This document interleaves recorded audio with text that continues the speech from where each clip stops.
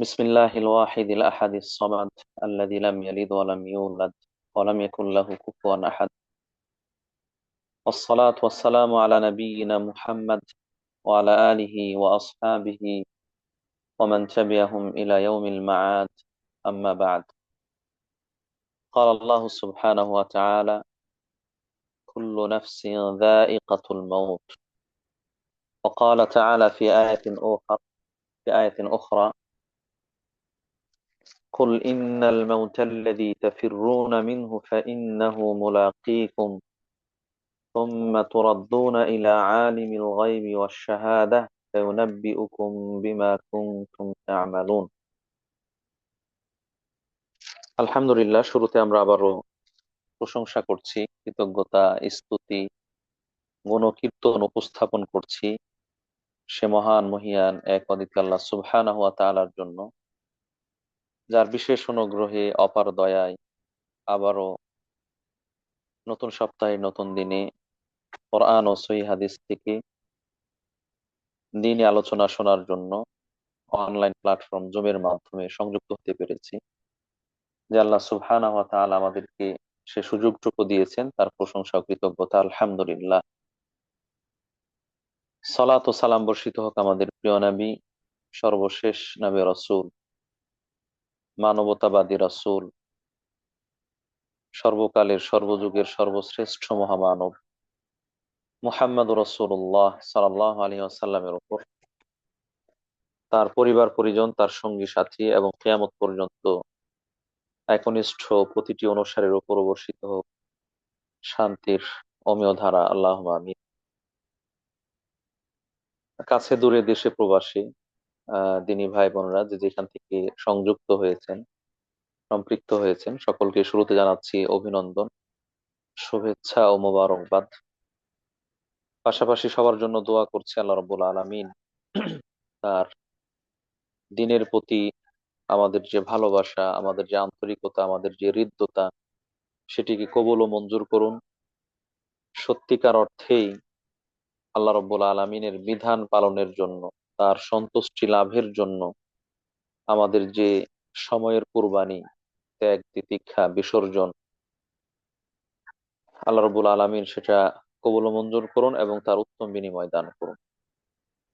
যারা আজকের আয়োজনকে সুন্দরভাবে, নির্বিঘ্নভাবে আয়োজন করার জন্য সার্বিকভাবে চেষ্টা করেছেন, এসো আল্লাহর পথে কোরআনের আলোয় গ্রুপের আহ, পরিচালক, তত্ত্বাবধায়ক এবং যারা সহযোগিতা করছেন, আল্লাহ রাব্বুল আলামিন তাদেরকেও জাযায়ে খায়ের দান করুন দুনিয়া আখিরাতে। আল্লাহুম্মা আমিন।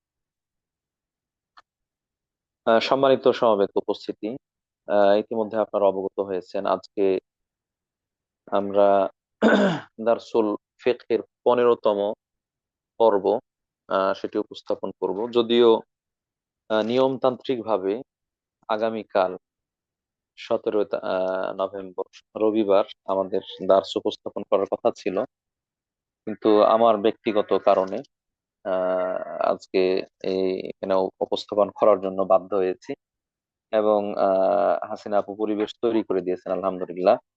এই জন্য তাকে এবং যারা সহযোগিতা করেছেন, আজকে যাদের আলোচনা করার কথা ছিল, তারা আমার জন্য আহ কনসিডার করেছেন। আল্লাহ রাব্বুল আলামিন তাদেরকে জাযায়ে খায়ের দান করুন। আমিন। তাদের এলেমে আমলে বারাকা দান করুন। আহ নির্বিঘ্ন, নিরাপদ, নিশ্চিন্ত জীবন যাপন করার তৌফিক দান করুন। আল্লাহুম্মা আমিন। প্রিয় উপস্থিতি, আজকে আমরা 15তম পর্বে সালাতুল জানাজা, জানাজার সালাত, মৃত ব্যক্তিকে গোসল প্রদান, সাথে সংশ্লিষ্ট যে বিষয়গুলো রয়েছে সেগুলো সম্পর্কে আলোচনা করব বলে ইচ্ছা পোষণ করেছি। শুরুতে বলে রাখি, আজকের যে বিষয়টি, এটি আহ একদিকে তো সালাতের অংশ, নামাজের অংশ, সেদিক থেকে গুরুত্বপূর্ণ, অন্যদিক থেকে এটা যেন আমাদের জীবনের একটা গুরুত্বপূর্ণ পার্ট, গুরুত্বপূর্ণ অংশ, এবং এটা একটা নিশ্চিত অংশ, যে অংশ থেকে কেউই দূরে সরে থাকার সুযোগ পাবে না, সুযোগ রাখবে না। আজ হোক কাল হোক, যেই মৃত্যুর পরোয়ানা সবাইকে বরণ করতে হবে। এটি হচ্ছে সেই তিক্ত সত্য। মৃত্যুবরণ এবং মৃত্যুর পরবর্তী করণীয় গুলো হিসেবেই হচ্ছে তাকে গোসল দেওয়া, কাফন পরানো এবং জানাজার সালাত সহ সমাধিস্থ করা, দাফন করা ইত্যাদি। সম্মানিত উপস্থিতি, যেমন আল্লাহ রাব্বুল আলামিন এই তিক্ত সত্য, নির্ঘাত সত্য মৃত্যুর ব্যাপারে পবিত্র কোরআনে একাধিক জায়গায় খুব স্পষ্টভাবে ঘোষণা দিয়েছেন, এবং প্রায় একই ভাষা ব্যবহার করে, একই শব্দ ব্যবহার করে একাধিক জায়গায় বলেছেন, কুল্লু নাফসিন যায়িকাতুল মাউত, অবশ্যই প্রত্যেকটি আত্মা মৃত্যুর স্বাদ বরণ করবে, গ্রহণ করবে। সবাইকে মারা যেতে হবে। আল্লাহ আল্লাহ সুবহানাহু ওয়া তাআলা তিনি সৃষ্টিকর্তা। তিনি ছাড়া, তার সিফাত ছাড়া যা কিছু রয়েছে সবকিছু বিলীন হয়ে যাবে, সেটা আল্লাহ তাআলা বলেছেন। কুল্লু মান আলাইহা ফান ওয়া ইয়াবকা ওয়াজহু রাব্বিকা যুল জালালি ওয়াল ইকরাম। আল্লাহ ছাড়া যা কিছু রয়েছে সবকিছু লয় প্রাপ্ত, ধ্বংসপ্রাপ্ত, বিলীন হবে। আমরা আজকে যারা হয়তো কারো পিতা, কারো মাতা, কারো ভাই, কারো বোন, কারো দাদা, কারো দাদি, কারো নানা, কারো নানি, আমাদেরও কিন্তু পিতা মাতা, ভাই বোন, দাদা দাদি, নানা নানি, আরো ঊর্ধ্বতন পূর্বপুরুষ তারা ছিলেন। তারা দুনিয়াতে বিচরণ করেছেন, তাদের সক্ষমতা, প্রভাব, প্রতিপত্তি, ক্ষমতা সবকিছু দেখিয়ে চলেছেন, কিন্তু তারপরেও তাদের উপস্থিতি নেই, তারা মারা গিয়ে। সত্যিকার অর্থে পৃথিবীতে কেউই বাঁচবে না, সবাইকে মারা যেতে হবে। একেবারে আদম আলাইহিস সালাম থেকে শুরু করে কিয়ামত পর্যন্ত যত খারাপ মানুষ, নিকৃষ্ট মানুষ, তারাও মারা গিয়েছে, মারা যাবে। আবার পৃথিবীর বুকে যারা শ্রেষ্ঠ মানুষ, শ্রেষ্ঠ মানুষ, সম্মানিত মানুষ, ভালো পরহেজগার, তারাও মারা গিয়েছেন এবং মারা যাবে। তাহলে আমি আপনিও মারা যাব, এখান থেকে পরিত্রাণের কোনো সুযোগ নেই, বাঁচার কোনো সুযোগ নেই। আর এই মৃত্যুর পরবর্তী, এই নিশ্চিত মৃত্যুর পরবর্তী যে কার্যক্রমগুলো, সে কার্যক্রমগুলো নিয়ে আজকে আমাদের আলোচনা। এজন্য আমরা ভূমিকা এতটুকু বললাম যে মৃত্যু এটা অবধারিত, নিশ্চিত একটি বিষয়, এখান থেকে বেঁচে থাকার কোনো সুযোগ নেই। জন্য আমাদের মৃত্যুর পরবর্তী সময়ের জন্য তার আগেই আমাদের প্রস্তুতি গ্রহণ করা দরকার। আমাদের দুনিয়াবী জীবনটাকে যেভাবে আমরা সাজাতে চাচ্ছি, সাজাচ্ছি, সাজানোর জন্য প্রাণপণে চেষ্টা করছি, শারীরিক সক্ষমতার সবটুকু ঢেলে দিয়ে, কত নির্ঘুম রাত কাটিয়ে, মাথার ঘাম পায়ে ফেলে, একেবারে হাড়ভাঙ্গা পরিশ্রম করে আমরা কিন্তু সাজানোর চেষ্টা করছি। অথচ এটা ক্ষণস্থায়ী, এটা ক্ষণস্থায়ী, সাময়িক সময়ের জন্য। তো এই সাময়িক সময়ের জন্য যদি আমাদের প্রস্তুতি এত ব্যাপক হয়, এত বিস্তৃত হয়, এত কঠিন হয়, এত লাগাতার হয়, তাহলে অনন্তকালের যে জীবন, সংখ্যাবিহীন সময়ের জন্য যে জীবন, সেই জীবনের জন্য আমাদের কত ব্যাপক আকারে প্রস্তুতি গ্রহণ করা দরকার, কত কঠিন আকারে প্রস্তুতি গ্রহণ করা দরকার, কত যত্ন সহকারে প্রস্তুতি গ্রহণ করা দরকার। যারা জ্ঞানী, বিচক্ষণ, বিবেকবান, তারা বিষয়টা বুঝতে পারছেন। আল্লাহ রাব্বুল আলামিন আমাদের সকলকে প্রত্যেকের অবস্থানের থেকে কিয়ামতের জন্য, মৃত্যুর পরবর্তী সময়ের জন্য, অনন্তকালের জন্য সর্বোচ্চ প্রস্তুতি গ্রহণ করার তৌফিক দান করুন। আমিন, আল্লাহ আমিন। সম্মানিত দিনী ভাই বোনেরা, আহ, এই মৃত্যু যখন কারো উপস্থিত হয়ে যায়, একেবারে মুমূর্ষু হয়ে যান, ওষ্ঠাগত প্রাণ, দম যাই যাই ভাব, এটা কার কখন হবে আল্লাহ তাআলাই ভালো জানেন। কোন স্থানে, কখন, কিভাবে, এটা আল্লাহ তাআলাই ভালো জানেন। তবে আমরা কিছুটা পূর্বাভাস পাই, মৃত্যুর আগ মুহূর্তে কিছুটা বোঝা যায়। একজন মানুষ দীর্ঘদিন থেকে অসুস্থ আছেন, তার স্বাভাবিক জীবনযাপনের যে ব্যত্যয় ঘটেছে সেটা আরো পর্যায়ক্রমে অবনতি হচ্ছে। এক সময় দেখা যায় যে তিনি মৃত্যু বরণ করছেন। তো এই বাস্তবতার মুখোমুখি হয়ে আমরা, মানুষ যখন একেবারে মৃত্যু পথের যাত্রী মারা যাবেন, সেটা কিছুটা অনুভব করা যায়। তো বেশি অনেক ক্ষেত্রে যায় না। অনেক যুবক তরুণ একেবারে কর্ম চাঞ্চল্যতায় ভরপুর এরকম ব্যক্তিরাও কিন্তু হঠাৎ হঠাৎ মারা যাচ্ছেন, আহ মৃত্যুবরণ করছেন। কেউ নিহত হচ্ছেন, কেউ দুর্ঘটনার শিকার হচ্ছেন। এইভাবে বিভিন্ন ভাবে মারা যাচ্ছে, যেগুলো আমরা জানতে পারি না। তো যাদের অবস্থাটা জানা যায় তাদের ক্ষেত্রে আহ আমাদের জীবিতদের করণীয় রয়েছে। মৃত্যু পথের যাত্রী যিনি, তার আশপাশে যারা রয়েছেন তাদের কিছু করণীয় রয়েছে। এগুলোর মধ্যে একটা হচ্ছে তিনি যখন অসুস্থ তাকে দেখতে যাওয়া, তার সেবা শুশ্রূষা করা, তার খোঁজ খবর নেওয়া ইত্যাদি, যেগুলো আমরা ইতিপূর্বে আলোচনা করেছি এবং আপনারাও জানেন। এবং এটা অত্যন্ত ফজিলতপূর্ণ আমল। যখন একেবারে আমরা বলছি যে মৃত্যু পথের যাত্রী মুমূর্ষু, দম যায় যায় ভাব, এরকম সময়ে উপস্থিত যারা রয়েছেন তাদের করণীয় হচ্ছে তারা তাকে লা ইলাহা ইল্লাল্লাহ এর তালকিন দিবেন। লা ইলাহা ইল্লাল্লাহ এর তালকিন দিবেন। আল্লাহ রাসূল সাল্লাল্লাহু আলাইহি ওয়াসাল্লাম বলছেন, লাক্কিনু মাউতাকুম বিলা ইলাহা ইল্লাল্লাহ। তোমাদের মৃতদেরকে, মৃত মানুষ তো কথা শুনবে না, মৃত মানুষকে তো তালকিন দিয়েও লাভ নেই। এখানে মৃত দ্বারা যে মুমূর্ষু, মৃত্যু পথের যাত্রী মারা যাবে, এরকম ব্যক্তিকে লা ইলাহা ইল্লাল্লাহ বলা দরকার। এখানে অনেকে ভুল করেন, এই জায়গাটাতে অনেকে ভুল করেন, যে ভুলটা সংশোধন হওয়া দরকার। এবং এই জায়গায় আশা করি একটু গুরুত্ব সহকারে বিষয়টাকে নেওয়া দরকার। সেটা হচ্ছে যে অনেকে বলি আমরা, এই বলো লা ইলাহা ইল্লাল্লাহ, এই বলেন লা ইলাহা ইল্লাল্লাহ, লা ইলাহা বলেন, এইভাবে যেন আমরা আদেশ দেই। যিনি মারা যাবেন তাকে আমরা এভাবে আদেশ দেই। এই আদেশ দেওয়া, লা ইলাহা ইল্লাল্লাহ বলতে বলা, এটা উচিত নয়। এই তালকিন দেওয়া দ্বারা উদ্দেশ্য হচ্ছে তার পাশে লা ইলাহা ইল্লাল্লাহ বলতে থাকা, বলার পরিবেশ তৈরি করা, যেন সে এটা শুনে শুনে নিজেই বলতে পারে।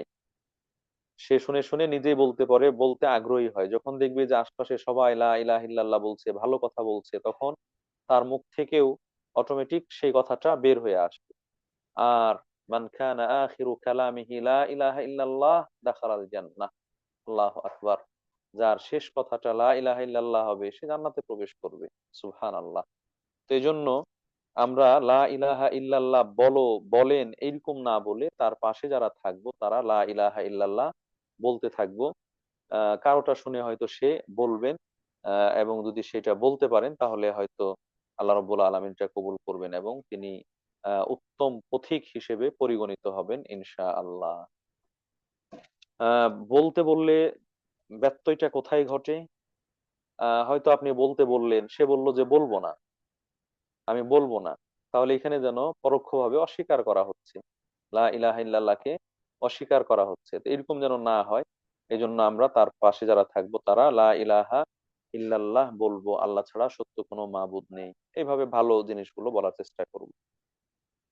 অনেকেই এই সময় কোরআন তেলাওয়াত করেন, বিশেষ করে সূরা ইয়াসিন তেলাওয়াত করেন বা করার কথা বলেন, যার ব্যাপারে একটা দাঈফ হাদিস রয়েছে, দুর্বল হাদিস রয়েছে, যে তোমরা মুমূর্ষু ব্যক্তিদের পাশে সূরা ইয়াসিন তেলাওয়াত করো, কেননা এর মাধ্যমে সে রহমত প্রাপ্ত হবে, বা এই ধরনের ফজিলতের কথা বলা হয়। এই হাদিসটা নিতান্ত দুর্বল, এটা সঠিক হাদিস নয়। তবে তার আশপাশে যদি কোরআন তেলাওয়াত করা হয়, সুনির্দিষ্ট সূরা নির্ধারণ না করে, অথবা অংশ নির্ধারণ না করে, কেউ কোরআন তেলাওয়াত করলো, যদি তেলাওয়াত করা হয় তাহলে এটা করা যেতে পারে। নিষেধ নয়। এটা সাধারণভাবে অন্যান্য সময় যেরকম তেলাওয়াত করা যেতে পারে, এখানেও তেলাওয়াত করা যেতে পারে। কিন্তু যখন মারা গিয়েছে তারপরে কোনো অবস্থাতেই সেখানে তেলাওয়াত করা উচিত নয়, এবং এটা ইসলামী শরীয়তে অনুমোদিত কোনো কর্মও নয়। লাশ লাশকে উপস্থিত রেখে কোরআন তেলাওয়াত করা, লাশের জন্য কোরআন তেলাওয়াত করা, এটা ইসলামী শরীয়তে অনুমোদিত নয়। আশা করি বিষয়টি ক্লিয়ার হয়েছে। তাহলে এটা হলো করণীয়, যে তিনি মারা যাওয়ার আগ পর্যন্ত তার আশপাশে লা ইলাহা ইল্লাল্লাহ বলতে থাকতে হবে, এবং তাকে যেন ভালো কিছু বলা যায়, তার কাছে ভালো মেসেজ পৌঁছে, সেই জিনিসগুলোই হয়তো বলা যেতে পারে। তার সমালোচনা, কারো সমালোচনা অথবা এ ধরনের কোনো বিষয় এগুলো যেন না থাকে। দ্বিতীয়ত হচ্ছে তার যদি কোনো গুরুত্বপূর্ণ ওসিয়ত থেকে থাকে যেটা তিনি বলতে চান সেগুলো শোনা, এবং সেটা বাস্তবায়নের সুযোগ থাকলে সেটাকে বাস্তবায়ন করা। তৃতীয়ত হচ্ছে তিনি যদি মারা যান, তার যখন দম চলে গেল, দম বের হয়ে গেল, রূহ কবজ হয়ে গিয়েছে, এখন তিনি মৃত, এখন তিনি মৃত, এই মৃত মানুষের দ্রুত চোখ দুটো ঢেকে দেওয়া দরকার, চোখ দুটো বুজে দেওয়া দরকার। তাগমিজুল আইন বলা হয়। কেননা মানুষের যখন রূহ কবজ করা হয়, দেহটা পড়ে থাকে কিন্তু তার প্রাণবায়ুটা বের হয়ে যায়। এই প্রাণবায়ুটা কোন দিক দিয়ে যাচ্ছে এটা কিন্তু সে চোখ অনুসরণ করে, কোন দিক দিয়ে নিয়ে গেল এটা যেন চোখ দেখতে থাকে, সেই হিসেবে চোখটা সেই দিকেই তাকিয়ে থাকে। এবং মৃত্যুর পরে চোখের অবস্থাটা বড় হয়ে যায়, যেটা বিদঘুটে মনে হয়, দেখতে বিকট লাগবে, ভয়ঙ্কর হতে পারে। এজন্য মৃত্যুর পরপরই চোখ দুটোকে বুজে দেওয়া, হাত দিয়ে বুজে দেওয়া। যদি বুজে যায় তাহলে তো আলহামদুলিল্লাহ, আর যদি বুজে না যায়, খোলা থাকে, মেলা থাকে, তাহলে সেটাকে যতটুকু সম্ভব বুজে দেওয়া। এরপরে লাশটাকে ঢেকে রাখা, পুরো লাশ ঢেকে রাখা, যেহেতু এখন তার দেহের মধ্যে তার নিয়ন্ত্রণ নেই। তার আশপাশে যারা রয়েছে তাদেরই দায়িত্ব এবং কর্তব্য হচ্ছে তার নিরাপত্তা দেওয়া, তাকে ঢেকে রাখা, তাকে বেপরদা না করা। প্রিয় উপস্থিতি, এইভাবে যখন কোনো মানুষ মারা যায়, মৃত্যুবরণ করে, সে পুরুষ হোক বা নারী হোক, তার মৃত্যুর পরপরই যত দ্রুত সম্ভব তাকে গোসল, কাফন এবং দাফনের ব্যবস্থা করা দরকার। তাকে গোসল, কাফন, দাফন এগুলোর ব্যবস্থা করা দরকার। এখানে বিলম্ব করা উচিত নয়। এই ব্যাপারে একাধিক হাদিস রয়েছে। আল্লাহ রাসূল সাল্লাল্লাহু আলাইহি ওয়াসাল্লাম বলছেন যে যত দ্রুত সম্ভব তোমরা তাকে দাফন করবে। যদি সে ভালো হয়, পরহেজগার হয়, তাহলে সে তার ভালো স্থানের দিকে এগিয়ে যাবে। কেন এই দুনিয়ার কষ্ট, ক্লেশ, কঠিনের মধ্যে থাকবে? সে ভালো জায়গায় চলে যাবে, ভালো স্থানের দিকে এগিয়ে যাবে। আর যদি সে পাপী হয়, খারাপ মানুষ হয়, তাহলে এরকম পাপী এবং খারাপ মানুষ কেন বোঝা হিসেবে আমাদের কাঁধের উপর থাকবে? যত দ্রুত সম্ভব সেই বোঝা নামিয়ে দেওয়া যায় ততই ভালো। তো উভয় দিক থেকে, ভালো হোক বা মন্দ হোক, উভয় দিক থেকে ব্যক্তিকে দ্রুত দাফন করা, এটাই হচ্ছে রাসূলুল্লাহ সাল্লাল্লাহু আলাইহি ওয়াসাল্লামের সুন্নাহ। অনেকেই অমুক আত্মীয় আছে, সে জানাজায় উপস্থিত হবে এই জন্য রেখে দেয়।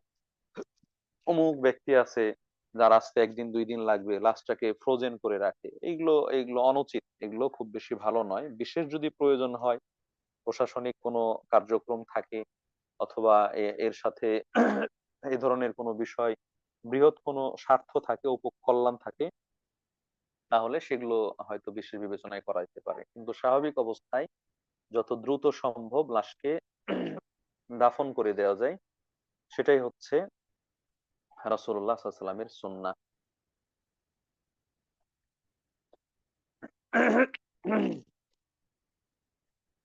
সম্মানিত উপস্থিতি,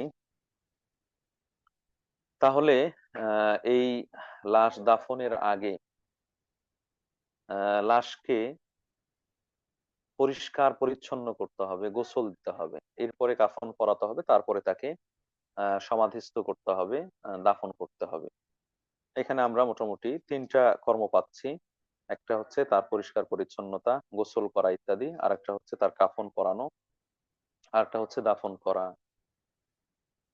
পরিষ্কার পরিচ্ছন্নতা, মৃত ব্যক্তিকে গোসল দেওয়া, এটা একটা গুরুত্বপূর্ণ কাজ, যেটাকে আমরা ওয়াজিব বলি, যে মৃত ব্যক্তিকে গোসল দেওয়া ওয়াজিব। এটা মৃত ব্যক্তির উপর ওয়াজিব নয়, মৃত ব্যক্তির আশপাশে যারা রয়েছে দায়িত্বশীল, তাদের উপর ওয়াজিব বা আবশ্যক মৃত ব্যক্তিকে গোসল দেওয়া। এখানে আহ মৃত ব্যক্তি এর কয়েকটা ধরন হতে পারে। সেই হিসেবে গোসলটা কার ক্ষেত্রে প্রযোজ্য আর কার ক্ষেত্রে প্রযোজ্য নয় আমরা এখানে ছোট্ট করে বলতে চাই। যারা আল্লাহর রাস্তায় শহীদ হয়, একেবারে কোনো ইসলামিক সরকারের অধীনে ইসলামী জিহাদে গিয়েছেন এবং সে জিহাদে গিয়ে শাহাদাত বরণ করেছেন, কে শহীদ শহীদ না এটা আল্লাহ তাআলাই ভালো জানেন, কিন্তু স্বাভাবিক প্রক্রিয়ায় আল্লাহর দ্বীন প্রতিষ্ঠা করার জন্য তার শর্ত সাপেক্ষে যারা শহীদ হয়েছেন, যুদ্ধের মাঠে মারা গিয়েছেন, এরকম ব্যক্তি মারা গেলে তার কোনো গোসলও নাই, তার কাফনও নাই, তার জানাজাও নাই। যে অবস্থায় মারা গিয়েছেন তাকে সেই কাপড় দিয়েই দাফন করতে হবে। অনুরূপ ভাবে যদি কোনো মুহরিম ব্যক্তি এহরাম অবস্থায় মারা গিয়েছেন, যদি কোনো মুহরিম ব্যক্তি এহরাম অবস্থায় মারা যান, উমরার জন্য এহরাম করতে গিয়েছেন অথবা হজ্জের জন্য এহরাম বেঁধেছেন, সেই এহরাম অবস্থায় মারা গিয়েছেন, তার ক্ষেত্রে গোসল দেওয়া যাবে, জানাজা পড়া যাবে, কিন্তু কাফনের কাপড় দুটো হবে, এর বেশি নয়, এবং তার মুখ ঢাকা যাবে না। এর বাইরে অন্যান্য যে মৃত মৃত ব্যক্তি রয়েছে, এ দুটোর বাইরে শহীদ এবং আহ মুহরিম, এই দুটো বাদ দিয়ে আর অন্যান্য যত মৃত ব্যক্তি রয়েছে সবাইকে যদি সুযোগ থাকে, পরিবেশ থাকে, তাহলে গোসল দেওয়া এটা হচ্ছে ওয়াজিব। তাই গোসল দেওয়া ওয়াজিব। সম্মানিত উপস্থিতি, মৃত ব্যক্তিকে গোসল দিবে, মৃত ব্যক্তি গোসল দিবে কে?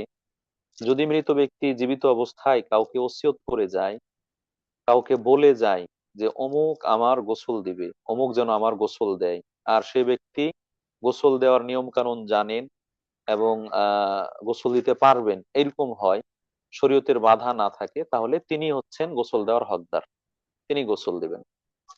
শরীয়তের বাধা নিষেধ কিরকম? যে কোনো ছেলে তার মাকে গোসল দেওয়া, এটা ঠিক নয়। অনুরূপ ভাবে কোনো হয়তো ভাই বোনকে গোসল দিবেন, এটা ঠিক নয়, বা বোন ভাইকে গোসল দিবেন, এগুলো ঠিক নয়। তো এগুলো হচ্ছে শরীয়তের বাধা। তবে স্বামী স্ত্রীকে, স্ত্রী স্বামীকে গোসল দিতে পারে, অর্থাৎ নারীদেরকে নারীরা গোসল দিবে, পুরুষদেরকে পুরুষরা গোসল দিবে। আহ কিন্তু স্বামী স্ত্রীকে গোসল দিতে পারবেন, স্ত্রী স্বামীকে গোসল দিতে পারবেন, এই জায়গায় শুধু ভিন্নতা রয়েছে। এর বাইরে নারীদেরকে নারীরা, পুরুষদেরকে পুরুষরা। এখন পুরো মানে কে হকদার বেশি বললাম? যে যাকে ওসিয়ত করা হয়েছে, গোসল দিতে বলা হয়েছে, তিনি হকদার। যদি কোনো নারী কোনো নারীকে বলে যায় অথবা কোনো পুরুষ পুরুষকে গোসল দেওয়ার কথা বলে, সেক্ষেত্রে তারা অধিকার রাখবে। আহ এই এরপরে যারা হয়তো গোসল দিতে জানেন, অভিজ্ঞতা আছে, ভুল হবে না, এরকম ব্যক্তি তারা গোসলের কাজে অংশগ্রহণ করবেন, এটাই হচ্ছে স্বাভাবিক। গোসল দেওয়ার ক্ষেত্রে করণীয় কি?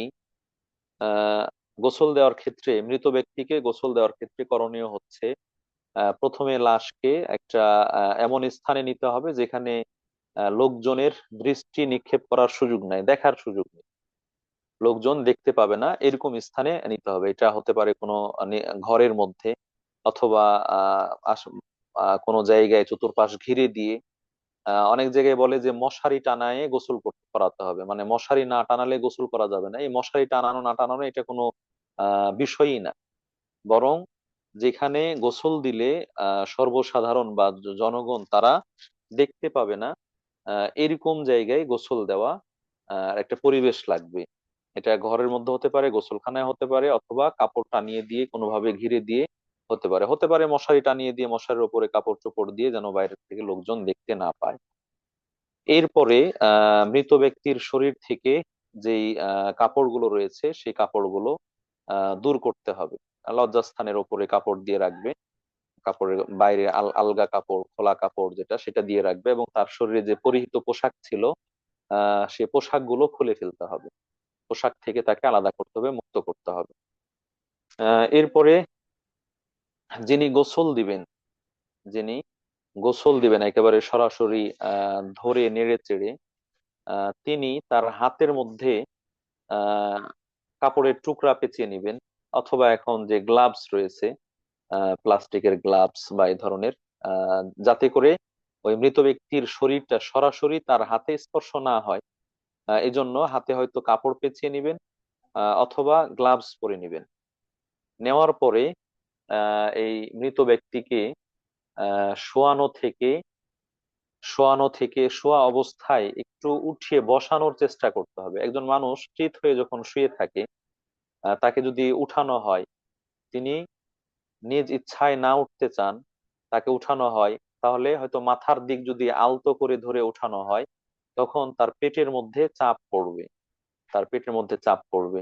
তো এইভাবে মাথার দিক থেকে তাকে একটু উঠিয়ে বসানোর মতো করতে, বসাতে হবে এরকম নয়, বসানোর মতো করতে হবে। কেন? যেন পেটের মধ্যে একটু চাপ লাগে, যদি পেশাব পায়খানা থাকে সেটা যেন বের হয়ে যায়। এরপরে আলতো করে যদি সম্ভব হয় তাহলে পেটের মধ্যে হালকা চাপও দিবেন, যেন পেশাব পায়খানা থেকে থাকলে সেটা বের হয়ে যায়। তো পেশাব পায়খানা বের হয়ে গেলে সেটা যেভাবে শৌচ কার্য করা হয় পানি ঢেলে দিয়ে, সেভাবে শৌচ কার্য করা হবে। পরিষ্কার করে নেবেন পানি ঢেলে দিয়ে, সেটাকে পরিষ্কার পরিচ্ছন্ন করে নেবেন। তাহলে এটা হচ্ছে তাকে শোয়ানোর পরে আহ আহ, যখন গোসল দেওয়া শুরু করা হবে তার আগে এই কাজটা করতে হবে, যে তাকে শোয়া থেকে বসানোর মতো চেষ্টা করতে হবে, মাথার দিক তুলে ধরে, যেন তার পেটের মধ্যে কোনো কিছু থাকলে পেশাব পায়খানা বের হয়ে যায়। এরকম, এবং হালকা করে পেটের মধ্যে চাপ দিবে যেন পেশাব পায়খানা থাকলে বের হয়ে যায়। তারপরে সেটাকে ধুয়ে পরিষ্কার করে নিবে। পরিষ্কার হয়ে গেলে তারপরে তাকে অজু করাবে। এখানে যদি কারো নাভির নিচের পশম বড় থাকে, আহ, দীর্ঘদিনের হয়ে থাকে, তাহলে সেটাও পরিষ্কার করার ব্যাপারে বলা হয়েছে। হাতের নখ সেগুলো, অথবা পুরুষদের গোঁফ বড় থাকলে সেগুলো কেটে নেওয়া, পরিষ্কার করে নেওয়া, সেগুলোর কথা বলা হয়েছে। এটা গোসলের আগে হলেই বরং ভালো, কারণ গোসলের পরে আবার গায়ের মধ্যে সেগুলো লেগে থাকবে, এটা খারাপ দেখাবে। এই জন্য গোসলের আগেই যদি নাভির নিচের পশম এবং গোঁফ, বগলের পশম ইত্যাদি এগুলো দূর করা যায় বড় থাকলে, এগুলো দূর করে ফেলবে। তারপরে তাকে অজু করাতে হবে। পুরুষ বা নারী জীবিত অবস্থায় যেভাবে অজু করতেন তাকে সেভাবে অজু করাতে হবে। প্রথমে হাত ধোয়াবেন, দুই হাত ধোয়াবেন। তারপরে হলো তার মুখে কুলি করা এবং নাকে পানি দেওয়া। যেহেতু মৃত মানুষ হা করতে পারবেন না, পানি মুখে জোর করে দেওয়া যাবে কিন্তু সে পানিটা বাইরে ফেলতে পারবেন না, নাকে পানি দেওয়া যাবে কিন্তু পানিটা বাইরে ফেলতে পারবেন না, এই জন্য নাকে মুখে পানি দিতে হবে না। পানি না দিয়ে ঠোঁটের মধ্যে পানি দিয়ে স্পর্শ করে দিবেন। ঠোঁটের মধ্যে আমরা মাসা করলে যেরকম হয়, এরকম ঠোঁটের মধ্যে স্পর্শ করে দিবেন, নাকের মধ্যে স্পর্শ করে দিবেন, মাসা করে দিবেন। এরপরে মুখমণ্ডলটা ধৌত করতে হবে। মুখমণ্ডল ধোয়ার সময় যেভাবে অজু করার সময় মুখমণ্ডল ধুতে হয় সেরকম ভাবে ধৌত করবে। এটা হয়ে গেলে দুই হাত, ডান হাত আগে, তারপরে বাম হাত কবজি পর্যন্ত ধৌত করবেন, মাথা মাসা করবেন, কান মাসা করবেন, তারপরে দুই পা ধৌত করবেন। যেভাবে অজু করতে হয় সেভাবে অজু করাতে হবে। অজু করানো হয়ে গেলে অজু করানো হয়ে গেলে তারপরে তার মাথায় পানি ঢালবেন। মাথায় পানি ঢালবেন। আমরা এর আগে বলে এসেছি যে কারো উপর গোসল ফরজ হলে যেভাবে গোসল করতে হয়, সেইভাবে এই মৃত ব্যক্তিকে গোসল করাতে হবে। মাথায় পানি ঢালবেন হালকা করে। তিনবার পানি ঢালার পরে যখন মাথা ধোয়া হয়ে গিয়েছে, তখন তাকে আহ বাম কাত বাম দিকে কাত করে শয়ন করাবেন। বাম দিকে পার্শ্ব করে শয়ন করাবেন, দিয়ে ডান পার্শ্বটা ধৌত করতে হবে। এরপরে আবার ডান পার্শ্বে কাত করে শয়ন করাতে হবে, দিয়ে বাম পার্শ্বটা ধৌত করবেন। এইভাবে তার পুরো শরীরটা ধৌত করতে হবে। এর মধ্যে যদি আবার পেশাব পায়খানা বের হয়ে যায় আবার অজু করাতে হবে এরকম নয়, শুধু পানি দিয়ে ধুয়ে দিলে হবে। অজুতে একবার করানো হয়েছে। সম্মানিত উপস্থিতি, এইভাবে একটা গোসল পরিপূর্ণ হবে। এখানে আরেকটু বলে রাখা ভালো যে যেই পানি দিয়ে গোসল করাবেন সেই পানিটার মধ্যে যদি বড়ই পাতা মিশ্রণ করা হয়, কিছু বড়ইয়ের পাতা থাকে, তাহলে সেটা সুন্নাহ। আল্লাহ রাসূল সাল্লাল্লাহু আলাইহি ওয়াসাল্লাম তার মেয়ে জাইনাবকে গোসল দেওয়ার সময় বলেছিলেন যে ইগসিলনাহা বিমাইন ওয়া সিদরিন, পানি এবং বড়ই পাতা দিয়ে, অর্থাৎ বড়ই পাতা মিশ্রিত পানি দিয়ে গোসল দিবে। পাশাপাশি সাবান, শ্যাম্পু, লিকুইড যেগুলো ব্যবহার করা যায়, প্রসাধনী যেগুলো ব্যবহার করা যায় গোসলের ক্ষেত্রে, জীবিত অবস্থায় ব্যবহার করা হয়, এগুলো ব্যবহার করে তাকে পরিষ্কার পরিচ্ছন্ন করার জন্য করা যেতে পারে, কোনো সমস্যা নেই। তো এইভাবে একবার গোসল দেওয়া হচ্ছে ওয়াজিব। একবার গোসল দেওয়া ওয়াজিব। যদি এই গোসলের মাধ্যমে সে পবিত্র হয়ে যায় আলহামদুলিল্লাহ, কিন্তু যদি আবার পেশাব পায়খানা আসে সেটা দূর করতে হচ্ছে, আহ তাহলে দ্বিতীয়বার, আরো যদি বেশি মনে হয় তৃতীয়বার, চতুর্থবার, এইভাবে যতবার গোসল দেওয়ার দরকার হবে ততবার গোসল দিবেন। তবে বেজোড় সংখ্যক গোসল দেওয়া এটা হচ্ছে মুস্তাহাব। একবার গোসল দেওয়া ওয়াজিব, প্রয়োজনে অধিকবার গোসল দেওয়া যেতে পারে, কিন্তু বেজোড় সংখ্যায় গোসল দেওয়া এটা হচ্ছে মুস্তাহাব। এই গোসল দেওয়ার পরে সর্বশেষ যখন গোসল দেওয়া হয়ে যাবে তখন তার শরীরে কর্পূর দিবেন। কাফুর বলা হয়েছে আরবি শব্দ, কর্পূর দিয়ে দেওয়া। অনেকে চিনেন এটা। এটা অনেকটাই ল্যাপথনিল যে আহ, রয়েছে, দ্রব্য রয়েছে, আহ, এটার মতোই।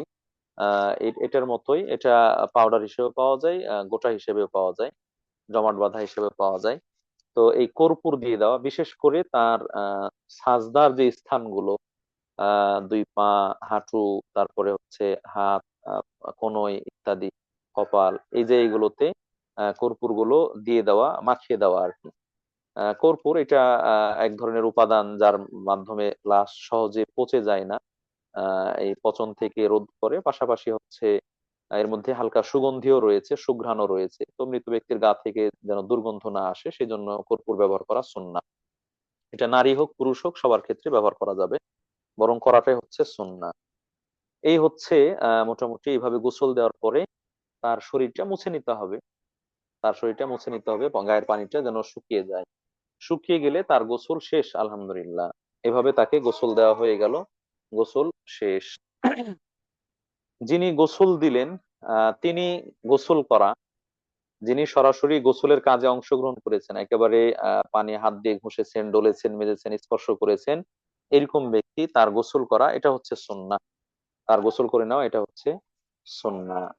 প্রিয় উপস্থিতি, এইভাবেই হচ্ছে মৃত ব্যক্তিকে গোসল দেওয়ার সুন্নতি পদ্ধতি, যেটা আমরা মোটামুটি বললাম। তাহলে এখানে মূল কাজ হচ্ছে তার পোশাক আশাক ইত্যাদি সেগুলো খুলে নিয়ে পেশাব পায়খানার যতটুকু সম্ভব সেটা করে, তারপরে পরিষ্কার পরিচ্ছন্ন করে অজু করাতে হবে।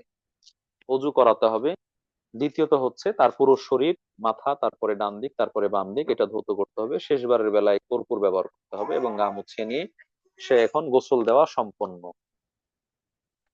সম্মানিত উপস্থিতি, গোসল দেওয়া হয়ে গেলে প্রসঙ্গ আসবে তাকে কাফন পরানো। তাকে কাফন পরানো, মৃত ব্যক্তিকে যে পোশাকটা পরিধান করানো হয় সেটাকে হচ্ছে বলা হয় কাফন। এখানে যদি মৃত ব্যক্তি লাশটা নারী হয়, মহিলা হয়, তাহলে তার মাথার চুল থাকলে চুলগুলো বেনি করে নেওয়া, চুলগুলো বেনি করে নেওয়া, জীবিত অবস্থায় যেভাবে বেনি করতো এরকম বেনি করে পিছনের দিকে ঝুলিয়ে দাও, অথবা পিছন দিক থেকে বুকের উপরে রাখা, যদি সম্ভব হয় তাহলে এভাবে বেনি করে নেওয়া। আর পুরুষ মানুষের তো সে প্রয়োজন নেই। অনেকেই বলে দাঁত খিলল করতে হবে, অথবা আরো এরকম ওইরকম। তারপরে পানির ক্ষেত্রে বলে 7 পুকুরের পানি লাগবে, 7 কলস পানি লাগবে, কুয়ার পানি লাগবে, বিভিন্ন ধরনের কথা প্রচলন রয়েছে, কিন্তু সেগুলো ঠিক নয়। পবিত্র পানি দিয়ে, সম্ভব হলে বড়ই পাতা মিশ্রিত পানি দিয়ে তাকে গোসল করাবেন। এটাই হচ্ছে সুন্নাহ। গোসল করানো শেষ হয়ে গেলে কাফন পরানো, যেটা বলছি কাফন পরানো, এই কাফনের কাপড় পরাবেন। কাফনের কাপড় এটা আহ পুরুষের ক্ষেত্রে 3টা কাপড় হওয়া সুন্নাহ। আমরা আবারও পুনরাবৃত্তি করছি। শুরুতে বলেছি যে শহীদ এবং মুহরিম যিনি ইহরাম বেঁধেছেন, এরা ছাড়া এরা ছাড়া অন্যদের ক্ষেত্রে এই বিধানগুলো প্রযোজ্য। শহীদের ক্ষেত্রে তার গায়ে যে পোশাক থাকবে সেটা দিয়ে তাকে দাফন করা হবে। আর মুহরিমের ক্ষেত্রে তার গায়ে যে 2টা চাদর থাকে বা নারীদের যে পোশাক থাকে সে পোশাকে তাকে দাফন করা হবে, এবং পুরুষ মুহরিমের মুখ ঢাকা হবে না। কিন্তু এই 2 শ্রেণী ছাড়া অন্যান্য যারা মৃত তাদের ক্ষেত্রে সে যদি পুরুষ হয় তাকে 3 কাপড়ে কাফন দেওয়া এটা হচ্ছে সুন্নাহ। আর যদি নারী হয় মহিলা হয় তাহলে তাকে 5 কাপড়ে কাফন দেওয়া এটা হচ্ছে সুন্নাহ। পুরুষ 3 কাপড়, নারী 5 কাপড়। আর যদি সেই মৃতটা বাচ্চা হয়, ছোট বাচ্চা, শিশু, প্রাপ্তবয়স্ক হয়নি, তাহলে পুত্র শিশু বাচ্চার ক্ষেত্রে 1 কাপড় সুন্নাহ, আর মেয়ে শিশু বাচ্চার ক্ষেত্রে 3 কাপড় সুন্নাহ। তাহলে মোট আসলো পুরুষের জন্য 3টা কাপড়, নারীর জন্য 5টা। আর পুরুষ শিশুর জন্য 1 কাপড়, নারী শিশুর জন্য, কন্যা শিশুর জন্য 3 কাপড়। এইরকম পরিমাণ কাপড়ে তাকে কাফন পরানো এটা হচ্ছে সুন্নাহ। কিভাবে পরাবেন?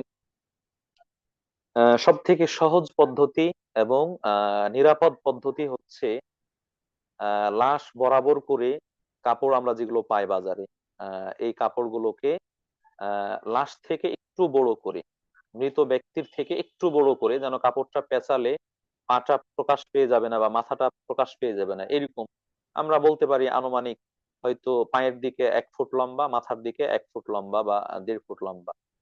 লাশ যতটুকু তার থেকে 2 পাশে 1 ফুট করে, 2 ফুট বা 1.5 ফুট করে, 1 ফুট করে হলে মোটামুটি যথেষ্ট হয়ে যায়। লাশ থেকে 2 পাশে 2 ফুট লম্বা, এতটুক লম্বা করে 3টা কাপড় কাটবেন। এটা হচ্ছে পুরুষের জন্য। নারীর জন্য একই অবস্থা, 5টা কাপড় এভাবে কাটবেন। কাপড় 3টা বা 5টা। এখন এই 3টা কাপড় কিভাবে হবে? একটা হচ্ছে তার লুঙ্গির হুকুমে, একটা হচ্ছে জামার হুকুমে, আরেকটা হচ্ছে চাদরের হুকুমে। নারীর ক্ষেত্রে একটা হচ্ছে লুঙ্গি বা নিচের পরিধেয় বস্ত্র হিসেবে, আরেকটা হচ্ছে জামা, আরেকটা হচ্ছে এটা কোমর বন্ধ বলে বা মাথার দিক খেমার যেটা বলা হয় আর কি, ওড়না। আর দুটা হচ্ছে চাদর। এই হলো 5 কাপড়। তো এখন এই 5টা কাপড় আমরা বললাম যে নিরাপদ হচ্ছে লাশ বরাবর তার থেকে 2 দিকে 2 ফুট লম্বা করে কাটা। এবং এটা পরাবেন কিভাবে? আগে যে জায়গায় কাপড়টা পরাবেন সেই জায়গায়, পরিষ্কার পরিচ্ছন্ন জায়গায় এই কাপড়গুলো পর্যায়ক্রমে বিছিয়ে নেওয়া। মনে করেন পুরুষকে পরানোর ক্ষেত্রে 3টা কাপড়, আগে একটা বিছালেন, তার উপরে আরেকটা, তার উপরে আরেকটা, পরপর 3টা কাপড় বিছিয়ে নেওয়া। এই 3টা কাপড় বিছানো হয়ে গিয়েছে, তারপরে সেই কাপড়ের উপরে লাশকে রাখা। 3টা কাপড় সমান করে বিছিয়ে নিয়ে সেই বিছানো কাপড়ের উপরে লাশকে রাখা। লাশকে রাখানোর পরে এখন আপনি কিভাবে পরাবেন? প্রথম যে কাপড়টা যেটা লাশের গায়ে লাগলো, অর্থাৎ সবার উপরে আছে, সেই কাপড়টা আগে বাম পাশ উঠাবেন। লাশের বাম পাশ উঠাবেন, বাম দিক থেকে তুলবেন। এরপরে ডান পাশ থেকে উঠাবেন। তাহলে ডান পাশটা উপরে থাকবে আর বাম পাশটা নিচে থাকবে। এজন্য আগে বাম পাশটা উঠাবেন, তারপরে ডান পাশটা উঠাবেন। এটা হলো একটা পরা। এটা লুঙ্গির হুকুমে, যদিও এর মাধ্যমে পুরো দেহটা ঢেকে যাচ্ছে মাথা থেকে পা পর্যন্ত, কিন্তু এই কাপড়টা হচ্ছে লুঙ্গির হুকুমে, লুঙ্গির স্থানে। এরপরে 2 নাম্বার কাপড়টা উঠাবেন, এটাও আগে বাম পাশ উঠাবেন, তারপরে ডান পাশ। এটা হচ্ছে জামার হুকুমে বা কামিজ, জামা বা কামিজ, কামিজ এই হুকুমে আর কি। এরপরে তৃতীয় কাপড়টা আগে বাম পাশটা উঠাবেন, তারপরে ডান পাশটা উঠাবেন। তাহলে এটা হচ্ছে চাদর। তো এই 3 দফার কাপড়ে লাশটাকে আপনি তিন স্টেপে কি করলেন? ঢেকে ফেললেন। যখন ঢাকা হয়ে গেল, তখন মাথার দিকটা হালকা করে বেঁধে দিবেন, ওই যে বাড়তি যে অংশটা আছে সেখানে। আর পায়ের দিকটা হালকা করে বেঁধে দিবেন, যেন কাপড়টা সরে না যায়, লাশটা প্রকাশ না পেয়ে যায়।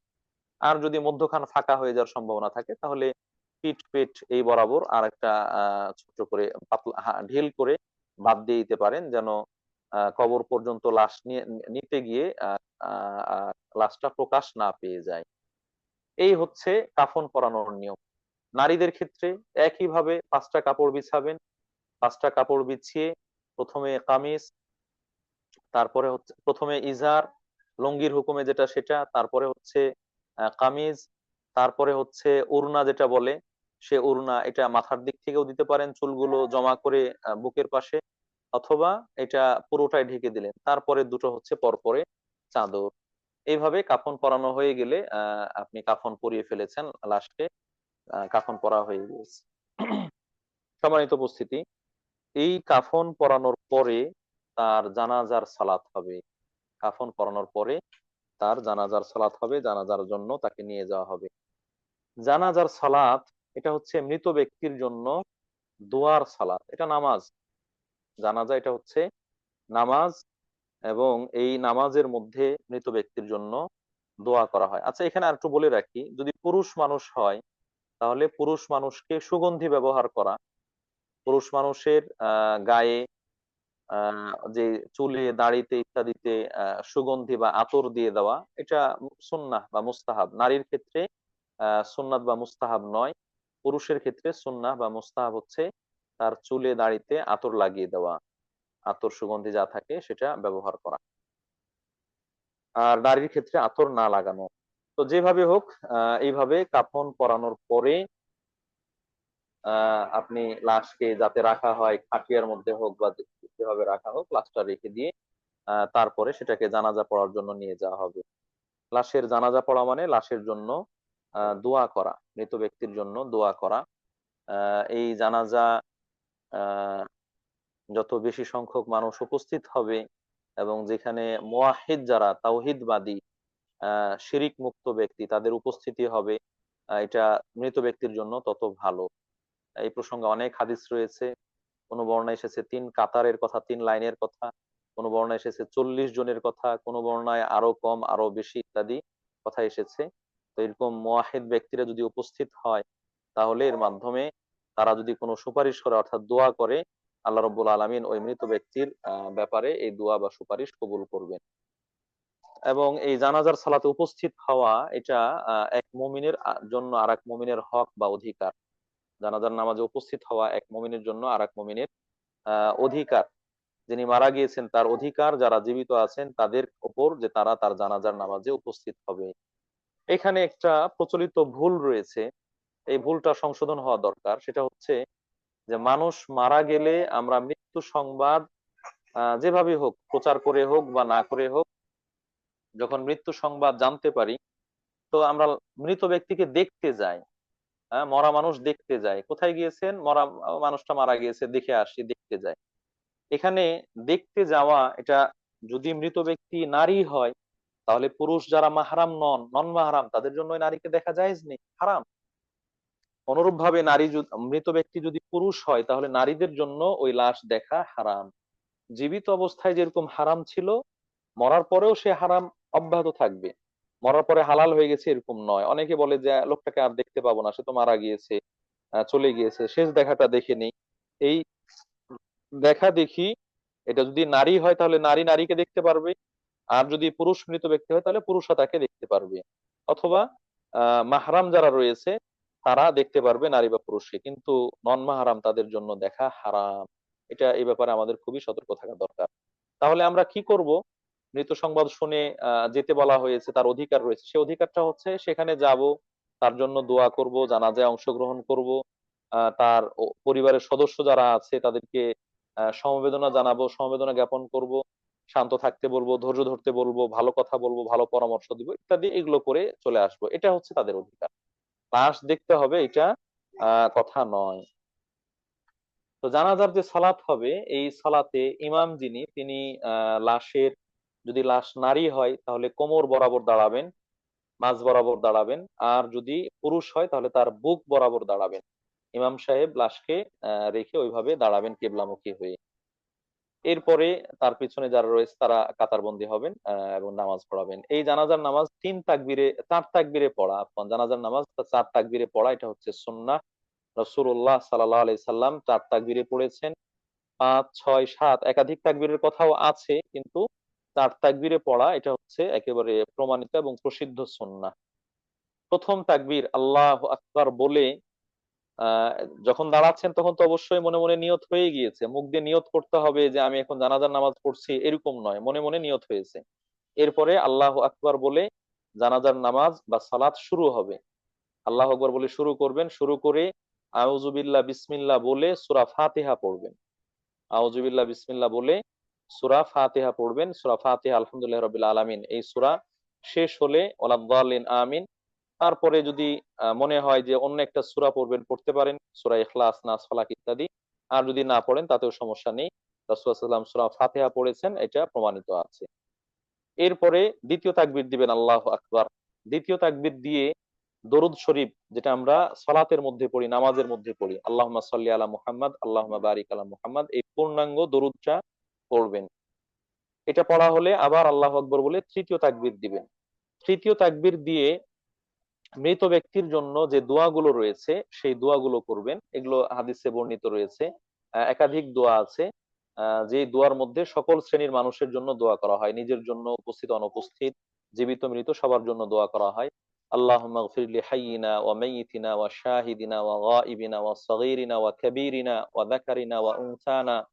আল্লাহুম্মা মান আহইয়াইতাহু মিন্না ফাআহইয়া আল ইসলাম ওয়া মান তাওফাইতাহু মিন্না ফাতাওফাহু আল ঈমান। আল্লাহুম্মা লা তাহরিমনা আজরাহু ওয়া লা তাফতিননা বা'দাহু। কোন বর্ণনায় এসেছে ওয়া লা তুদিল্লানা বা'দাহু। এই যে দোয়া, এখানে জীবিত মৃত নারী পুরুষ ছোট বড় উপস্থিত অনুপস্থিত সবার জন্য মাগফিরাত কামনা করা হয়েছে, ক্ষমা প্রার্থনা করা হয়েছে এই দোয়া। এর বাইরে আরো পড়তে চাইলে আল্লাহুম্মা গফির লাহু ওয়ারহামহু ওয়া আফিহি ওয়া'ফু আনহু ওয়া আকরিম নুজুলাহু ওয়াসসি মুদখালাহু ওয়াগসিলহু বিল মাই ওয়াত তালজি ওয়াল বারাদ ওয়া নাক্কিহি মিনাল খাতায়া কামা ইউনাক্কা সাওবুল আবিয়াদু মিনাদ দানাস। اللهم أبدله دارا خيرا من داره وزوجا خيرا من زوجي وأهلا خيرا من أهله وأدخله الجنة وأعذه من عذاب القبر ومن عذاب النار। এই দোয়া নারী হলে তাদের জন্য যে প্রোনাউন গুলো রয়েছে সেভাবে সেটা পরিবর্তন করে বলবেন, না বললেও সমস্যা নেই। চমৎকার দোয়া, এর অর্থ জানতে পারলে আপনারা অনেক মুগ্ধ হবেন এবং খুশি হবেন, অনেক মুগ্ধ হবেন এবং খুশি হবেন যে এত চমৎকার অর্থপূর্ণ এই দোয়া, আল্লাহ আকবার, মৃত ব্যক্তির জন্য যেটা সম্পন্ন করা হয়ে থাকে। তো সেই দোয়া পাঠ করে আরো যদি দোয়া মুখস্থ থাকে, ভিন্ন দোয়াগুলো রয়েছে, তাহলে সেগুলো বলে তারপরে আল্লাহ আকবার বলে চতুর্থ তাকবীর দিবেন। চতুর্থ তাকবীর দিয়ে ডান দিকে এক সালাম, বাম দিকে এক সালাম। শুধু ডান দিকে সালাম দিলেও হয়, বাম দিকে না দিলেও হয়, হাদিস দ্বারা প্রমাণিত। তবে আমাদের সমাজে প্রচলিত হচ্ছে দুই দিকে সালাম দেওয়া, ডান দিকে বাম দিকে, নামাজে যেভাবে সালাম ফেরা হয় সেভাবে সালাম ফেরানো। এইভাবে আলহামদুলিল্লাহ জানাজার সালাত শেষ। জানাজার সালাত সম্পূর্ণ হয়ে যাবে। ব্যক্তি জানাজার সালাত পড়ে ফেললো, তার যে প্রধান দায়িত্ব ছিল অত্তিবাউল জানাজা, মৃত ব্যক্তির জানাজার অনুসরণ করা, সেই দায়িত্ব পালন হয়ে গেল। এবং এতটুকু করার কারণে যারা জানাজায় অংশগ্রহণ করেছে তারা এক কিরাত পরিমাণ সওয়াব লাভ করবে। সুবহানাল্লাহ। এক কিরাত কি? এক কিরাত হচ্ছে একটা বিশাল পাহাড়ের সমান, কোন কোন বর্ণায় এসেছে উহুদ পাহাড়ের সমান। আল্লাহ আকবার। এই জানাজায় উপস্থিত হওয়ার মাধ্যমে ব্যক্তি উহুদ পাহাড় পরিমাণ সওয়াব লাভ করছেন। তো এরকম একটা বিশাল সওয়াব লাভ করা যাবে জানাজার সালাতে উপস্থিত হলে। জানাজার সালাত যখন শেষ, তখন এই লাশকে নিয়ে যাবেন কবরে দাফন করার জন্য। লাশকে উঠাবেন, এমন ভাবে উঠানোর দরকার যেন লাশ ব্যথা না পায়, হাঁটার সময় যেন খুব নড়াচড়া না হয়। সেইভাবে লাশকে নিয়ে যাবেন, লাশকে নিয়ে গিয়ে কবর রাখবেন। এখানে বলে রাখা ভালো যে নারীরা, আমাদের দিনী বোনেরা, তারা কি জানাজার নামাজ পড়ার জন্য যেখানে জানাজা হচ্ছে সেখানে যাবেন, যেভাবে ঈদের নামাজ পড়তে যান, জুমার নামাজ পড়তে যান, এরকম নারীদেরকে জানাজার নামাজে আহ যাওয়ার ব্যাপারে নিষেধ করা হয়েছে। নারীদেরকে জানাজার নামাজে উপস্থিত হওয়ার ব্যাপারে নিষেধ করা হয়েছে। তবে যদি এরকম হয় যেখানে নারী আগে থেকেই উপস্থিত আছেন, আগে থেকে উপস্থিত আছেন, সেখানে লাশ নিয়ে যাওয়া হয়েছে, তাহলে সেই জানাজা পড়তে নারীদের সমস্যা নেই। উদাহরণস্বরূপ, মসজিদে জুমার সালাত পড়ার জন্য গিয়েছেন নারীরা, সেখানে জানাজা হবে, ঈদের জুমার পরে জানাজা হবে, তখন জানাজা নামাজ হলো, মহিলারা সেখানে অংশগ্রহণ করলেন, এই অংশগ্রহণ করতে পারবেন এবং আশা করা যায় তারাও সেই সওয়াব লাভ করবে ইনশা আল্লাহ। ঈদের নামাজ হলো, ঈদগাহে জানাজার নামাজ হচ্ছে, সেখানে মহিলারা উপস্থিত আছেন, সেখানে তার নামাজ পড়তে পারবেন, কোনো সমস্যা নেই। আয়েশা রাদিয়াল্লাহু তাআলা আনহা সহ মহিলা সাহাবীরা জানাজার নামাজ পড়েছেন, এ ব্যাপারে একাধিক প্রমাণ রয়েছে। কিন্তু নামাজ পড়ার উদ্দেশ্যে কেউ, জানাজার নামাজের উদ্দেশ্যে কেউ ঘর থেকে মসজিদে যাবেন অথবা জানাজা যেখানে পড়ানো হচ্ছে সেখানে যাবেন, এমনটা যাওয়া নারীদের জন্য অনুমতি নেই, বৈধ নয়, জায়েজ নয়। আশা করি বুঝতে পেরেছেন। এরপরে লাশ নিয়ে গিয়ে কবরে রাখা হবে। কবরের দুটো ধরন রয়েছে, একটা হচ্ছে লাহাদ কবর বলে, বগলি কবর যেটা আমরা আমাদের দেশে যে কবর খনন করা হয়, খনন করার পরে ভিতরের দিকে একটু কর্নার করে খোঁড়া হয় যেন লাশটা সরাসরি ওই মধ্যখানে না থাকে, পার্শ্বে থাকে। তো যেই হোক, লাহাদ কবর হলে সুন্নাহ, না হলে সমস্যা নেই। আমাদের দেশের মাটি নরম হওয়ার কারণে লাহাদ করা সম্ভব হয় না, বগলি কবর করা সম্ভব হয় না, সাধারণভাবে কবর খনন করা হয়। তো এই কবরে লাশ রাখবেন, কবরে লাশ রাখবেন, লাশকে আগে মাথার দিক থেকে প্রবেশ করাবেন, তারপরে পায়ের দিক থেকে। সেখানে যে কয়জন নামার দরকার, যারা ভালো মানুষ, অভিজ্ঞ মানুষ, তারা কবরের ভিতরে নামবেন, লাশটাকে ধরে আস্তে করে সেখানে রাখবেন। কবরের ফ্লোরটা একটু স্লোপিং হওয়া দরকার কিবলামুখীর দিকে, কেবলার দিকে একটু স্লোপিং হওয়া দরকার, যেন লাশটাকে ডান কাত করে কেবলামুখী করে রাখা যায়। যদি লাশকে চিৎ করে শুয়ে দেওয়া যায় তাহলে তো এটা আকাশের দিকে মুখ হয়ে গেল। মুখটা যেন কিবলার দিকে হয়, এজন্য একটু স্লোপিং করবেন ফ্লোরটা, যেন কবরটা ডান কাত হয়ে কিবলার দিকে মুখ ফিরিয়ে থাকতে পারে। এইভাবে লাশ রাখার পরে তার মুখটা খুলে দিতে হবে। লাশ রাখার পরে আমরা যে বলেছিলাম কাফন পরানোর পরে মাথার দিকে একটা গিঁট দেওয়া অথবা পায়ের দিয়ে গিঁট দেওয়া, এই গিঁট গুলো খুলে দিবেন। বাকি লাশের মুখটাকে খুলে দিবেন যেন লাশ দেখতে পায়, লাশের চেহারা দেখা যায়, এরকম লাশ কি করতে হবে, মুখটা খুলে দিতে হবে। এরপরে কবরকে যেভাবে ঢেকে দেওয়া হয়, বাঁশকুটি ইত্যাদি সেগুলো দিয়ে ঢেকে দিয়ে উপরে মাটি দিয়ে দেওয়া হবে। এইভাবে কবরকে, কবরের যে ওপরটা রয়েছে সে ওপরটা মাটি দিয়ে ঢেকে দিয়ে একেবারে কবরের মাটি দেওয়ার যে স্থানটা ওপরে, কবর ওপরি অংশ, এই ওপরি অংশ থেকে কবরটাকে 1 বিঘত পরিমাণ উঁচা করবে। এটা ওই যেমন টিনের ছাউনি দেয়, টিনের ছাউনি দিলে দুই পাশ থেকে চালাগুলো থাকে, মধ্যটা একটু উঁচু থাকে, এরকম আর কি। উটের কুজের মতো বলা হয়েছে, উটের কুজ যেরকম, এরকম আকারে মাটি থেকে, ফ্লোর থেকে 1 বিঘত উঁচু করে এই মাটি দিয়ে তাকে ঢেকে রেখে আসবেন। যারা মাটি দিবেন, মাটি দেওয়ার সময় কিভাবে মাটি দিবেন? বিসমিল্লাহ বলে মাটি দিবেন। এটা একবার, দুইবার, তিনবার সমস্যা নেই, একাধিকবার সমস্যা নেই, অল্প বেশি তাতে কোনো আপত্তি নেই। মাটি দিবেন। মাটি দেওয়ার সময় কি দোয়া বলতে হবে? মিনহা খালাকনাকুম ওয়া ফিহা নুঈদুকুম ওয়া মিনহা নুখরিজুকুম তারাতান উখরা? না, এরকম কোনো দোয়া নেই। বিসমিল্লাহ বলে মাটি দিবেন। সরি, আমি ভুলে গিয়েছি। লাশটা যখন কবরে রাখা হবে, লাশটা যখন কবরে রাখা হবে, ওই রাখার সময় বলবেন বিসমিল্লাহি ওয়া আলা মিল্লাতি রাসূলিল্লাহ। বিসমিল্লাহ ওয়া আলা মিল্লাতি রাসূলিল্লাহ, আল্লাহর নামে রাসূলের ধর্মের উপরে তাকে রেখে যাচ্ছি। আর মাটি দেওয়ার সময় বলতে হবে বিসমিল্লাহ, বিসমিল্লাহ বলে মাটি দিবেন। মাটি দিয়ে চলে আসবেন। যদি কেউ উপস্থিত হলেন, মাটি দিলেন না, তাতেও সমস্যা নেই। দাফন কার্যে অংশগ্রহণ করা, উপস্থিত হওয়া, এটাই হচ্ছে এখানে মূল উদ্দেশ্য। যদি এমনটা করা হয় তাহলে তিনি দাফন কাজে শরীক হয়েছেন, এবং এই শরীক হওয়ার মাধ্যমে, মাটি দেওয়ার মাধ্যমে তিনি একেবারে 2 কিরাত সওয়াব পেয়ে যাবেন। আমরা যেটা বলেছিলাম, জানাজার নামাজে অংশগ্রহণ করলে 1 কিরাত উহুদ পাহাড়ের সমান, এখানে 2 উহুদ পাহাড়ের সমান সওয়াব পেয়ে যাবেন। সুবহানাল্লাহ। এইভাবে মৃত ব্যক্তিকে দাফন করে সেখান থেকে ব্যক্তি প্রস্থান করবেন। এখানে আর কোনো মোনাজাত নেই, আর কোনো করণীয় নেই। প্রস্থান করার সময় তিনি যদি দোয়া করেন তাহলে এই দোয়া রয়েছে, আল্লাহুম্মা গফির লাহু ওয়া সাব্বিতহু বিল কাউলি সাবিত। আল্লাহ তাকে ক্ষমা করুন, এবং সে যেন প্রশ্নের উত্তর দিতে পারে। কবরে গিয়ে আল্লাহর কাছে প্রশ্নের সম্মুখীন হবে, ফেরেশতারা প্রশ্ন করবে, সে প্রশ্নের উত্তর দিতে পারবে, সেই উত্তর দেওয়ার তৌফিক দান করুন। এই কথা বলার জন্য দোয়া করবে, আল্লাহুম্মা গফির লাহু ওয়া সাব্বিতহু বিল কাউলি সাবিত। আল্লাহ তাকে ক্ষমা করুন এবং উত্তর দেওয়ার জন্য যে কথা, সে কথা বলার তৌফিক দান করুন। এরপরে সেখান থেকে চলে এসে মৃত ব্যক্তির জন্য আরো যদি দোয়া করতে চায় সেগুলো করবে, কিন্তু কবরে দাঁড়িয়ে মোনাজাত করতে হবে, দোয়া করতে হবে, এরকম কোনো করণীয় নেই। সম্মানিত উপস্থিতি, আমার এখানে আজান হয়ে গেছে। বিষয়টা শেষ করার জন্য অলরেডি আজানের 2-5 মিনিট পার হয়ে গেল, জামাত দাঁড়িয়ে যাবে। তো আমরা সংক্ষেপে, যতটুক না হলে নয়, মৃত ব্যক্তির মৃত্যুবরণের আগ থেকে নিয়ে গোসল, কাফন এবং জানাজার সালাত পড়া পর্যন্ত বিষয়গুলো আপনাদের কাছে উপস্থাপন করলাম। আরো বাকি থাকলো মৃত ব্যক্তিকে সমবেদনা জানানো, তারপর মৃত ব্যক্তির পরিবারকে সমবেদনা জানানো, এবং কবর জিয়ারত করার বিষয়। ইনশাআল্লাহ, আল্লাহ যদি হায়াতে তাইয়্যিবা দেন, আমরা বেঁচে থাকি, তাহলে সামনের সেশনে আমরা সেই বিষয়টিকে নিয়ে আসার চেষ্টা করব। এবং বাতিল যে সালাদগুলো রয়েছে, হাসিনা আপু অনুরোধ করেছিলেন যে যে সালাদগুলো ঠিক নয়, সেই নামাজগুলো, সালাদগুলো সম্পর্কে, এবং এই বাকি অংশটুকু যেটা থাকলো সেগুলো সম্পর্কে আমরা সামনে দিন আলোচনা করার চেষ্টা করব। আজকে আমরা যতটুকু বললাম, এই পরোয়ানা, এই পরিণতি, এই দশা আমাদের সবার জীবনে আসবে মৃত্যুর পরে। জীবনে বলতে এটা মৃত্যুর পরে। তো এটা আমরা যেন আমাদের দিনী ভাই বোনদেরকে উত্তম ভাবে বিদায় দিতে পারি, তাদেরকে উত্তম ভাবে সমাধিস্থ করতে পারি, এই জন্য সঠিক নিয়ম কানুন গুলো আমাদের জানা দরকার। অনেকে ভয় পায় এই কাজগুলো সম্পন্ন করতে, কি হয়ে যায় না হয়ে যায়, ভুল হয়ে যায়, ভুল হয়ে যায় ইত্যাদি। কিন্তু আপনার জানা থাকলে তখন আপনি দৃঢ়তার সাথে সুন্নতি পন্থা এগুলো করতে পারবেন। আল্লাহ রাব্বুল আলামিন আমাদেরকে যতটুকু জানার তৌফিক দিয়েছেন, আমরা যেন সে অনুযায়ী, সুন্নাহ অনুযায়ী সেই কাজগুলো সম্পন্ন করতে পারি। আল্লাহ সে তৌফিক দান করুন, আমিন।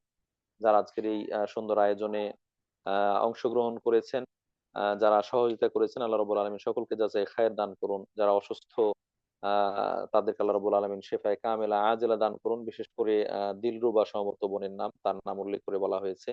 আমরা গত সপ্তাহে দোয়া করেছি তার জন্য। তার চোখের সমস্যা, আল্লাহ রাব্বুল আলামিন যেন তাকে সুস্থতা দান করেন, এবং তার সুস্থতার জন্য যে চিকিৎসার ব্যয়ভার রয়েছে সেটা সংকলন করে দেন, আমাদেরকে অংশগ্রহণ করার তৌফিক দান করেন, আমিন। যারা আরো বিভিন্নভাবে অসুস্থ রয়েছেন, তাদেরকে সুস্থ দান করুন, অভাবীদের অভাব দূর করে দিন। যারা সমস্যায় জর্জরিত আছেন, আল্লাহ রাব্বুল আলামিন তাদের সমস্যাগুলোর সুষ্ঠু সমাধান দান করুন, আমিন। এই বলে আমরা আমাদের আলোচনার অংশ এখানে শেষ করছি। সম্ভবত আমরা আজকে প্রশ্নোত্তর পর্ব নিতে পারবো না, এজন্য আন্তরিকভাবে দুঃখিত। আহ সামনের দিন ইনশাল্লাহ আমরা কন্টিনিউ করবো। হাসিনা আপু থাকলে আমি এখানে শেষ করছি। জি, জাজাকাল্লাহ খাইরান। আপনার তো আজান হয়ে গেছে না? ইনশাল্লাহ। জি। আমি ঠিক আছে, আপনি যে সলাতেই করেন, ও কয়েকটা পয়েন্টের কি মাসালার পয়েন্টে মানুষে ভুল করে, যে সেটা ইনশাল্লাহ 2-3টা আমি করে রেখেছি এটা বলার জন্য আর কি।